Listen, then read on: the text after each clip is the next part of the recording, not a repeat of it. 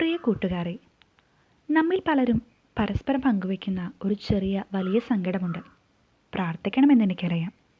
പ്രാർത്ഥിക്കുവാൻ അതിയായ ആഗ്രഹവുമുണ്ട്.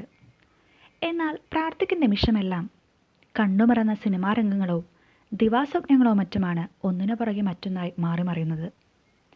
ഈ ദുഃഖത്തിലും മറികടക്കാൻ ദൈവം നമുക്കായി ഒരു സുഹൃത്തിനെ നൽകിയിട്ടുണ്ട്. നമ്മുടെ അതേ പോരായ്മയെ മറികടന്ന് സ്വർഗം പ്രാപിച്ച ഒരു വിശുദ്ധ, കത്തോലിക്ക സഭയുടെ നവീകരണ കാലഘട്ടത്തിൻ്റെ മുന്നണി പോരാളിയും നവീകൃത കർമ്മലിത സഭയുടെ സ്ഥാപകയുമായ ആവിലായിലെ വിശുദ്ധ തെരേസ, ആവിലായിലെ അമ്മ ത്രേസ്യ. അധികമാരും അറിയാത്ത ആ വിശുദ്ധയെ നമുക്കിന്ന് പരിചയപ്പെടാം. 15-ാം നൂറ്റാണ്ടിൽ സ്പെയിനിലെ ആവില എന്നൊരു കൊച്ചു ഗ്രാമത്തിൽ ഒരു സമ്പന്ന കുടുംബത്തിലാണ് ത്രേസ്യ ജനിച്ചത്.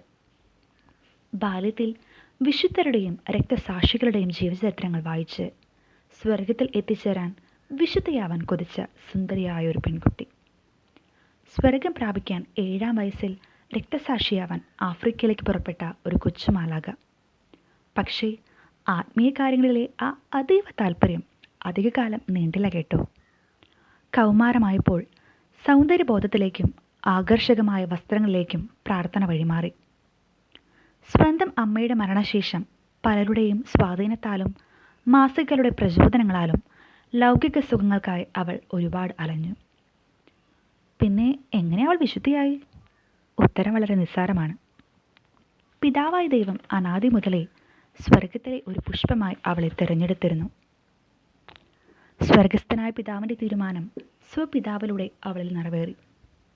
മകളുടെ നല്ല ശിക്ഷണത്തിനായി പിതാവ് അവളെ ഒരു മഠത്തിൽ ചേർത്ത് പഠിപ്പിക്കുവാൻ തീരുമാനിച്ചു. മഠത്തിലെ ആ സ്വസ്ഥമായ അന്തരീക്ഷം ആസ്വദിച്ച ത്രേസ്യ പതിയെ പ്രാണനാഥനിലുള്ള വിശ്വാസം വീണ്ടെടുക്കുവാൻ തുടങ്ങി. സ്നേഹനാഥനോട് ചേർന്ന് സ്വർഗം പ്രാപിക്കാൻ സ്വപിതാവിൻ്റെ നീരസമറന്ന സന്യാസ ജീവിതം അവൾ തിരഞ്ഞെടുത്തു. എന്നാൽ ഉടൻ തന്നെ അവൾ രോഗിണിയായി മാറി. നീണ്ട 3 വർഷത്തേക്ക് മരണാസന്നയായി രോഗശയ്യയിൽ തന്നെ. ഒരുവിധം രോഗവിമുക്തിയായ ത്രേസ്യ 10 മടങ്ങ് തീക്ഷ്ണതയോടെ വിശ്വാസ ജീവിതത്തിൽ മുന്നേറി. ആ ആഴമായ വിശ്വാസത്തിൽ 39-ാം വയസ്സ് മുതൽ ദൈവസ്നേഹം ദർശനങ്ങളിലൂടെ അവൾ അനുഭവിക്കാൻ തുടങ്ങി. ആദ്യം ആണിപ്പഴുതുകളേറ്റ യേശുവിൻ്റെ കരങ്ങളും പിന്നീട് ശോഭയേറിയ മുഖവും ഒടുവിൽ ഉയർത്തെഴുന്നേറ്റ യേശു തന്നെയും. ഒരു ദർശനത്തിൽ കുന്തമേന്തിയ മാലാക ഹൃദയം ഭേദിക്കുന്ന അനുഭവം ഉണ്ടായതിൽ പിന്നെ ആ ഹൃദയം ദൈവത്തിൻ്റെ അതിരറ്റ സ്നേഹത്താൽ ജ്വലിക്കുവാൻ തുടങ്ങി. മഠത്തിലെ ഒരു ചെറിയ ശബ്ദം പോലും പ്രാർത്ഥനയ്ക്ക് തടസ്സമായി തോന്നിയതിൽ പിന്നെ ദാരിദ്ര്യത്തിൻ്റെയും പ്രാർത്ഥനയുടെയും ലളിത ജീവിതത്തിനായി നിഷ്പാതുക കർമ്മലിത സഭ ആരംഭിച്ചു.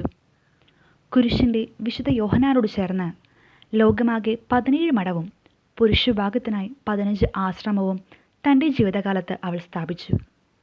പ്രാർത്ഥന എന്നത് സ്നേഹിതനോടെന്ന പോലെ ദൈവവുമായി സല്ലപിക്കുന്നതാണ് എന്ന് ത്രേസ്യ പഠിപ്പിച്ചു.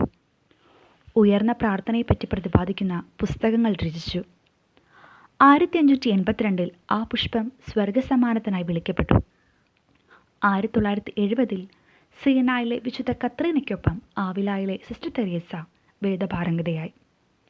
സമകാലികരിൽ മാത്രമല്ല തലമുറകളോളം, യൂറോപ്പിൽ മാത്രമല്ല ലോകം മുഴുവൻ അവളുടെ വിശ്വാസം പിന്നീട് പ്രഘോഷിക്കപ്പെട്ടു. കത്തോലിക്ക സഭ ഒക്ടോബർ 15 അമ്മ ത്രേസ്യയുടെ തിരുനാൾ ആഘോഷിക്കുന്നു.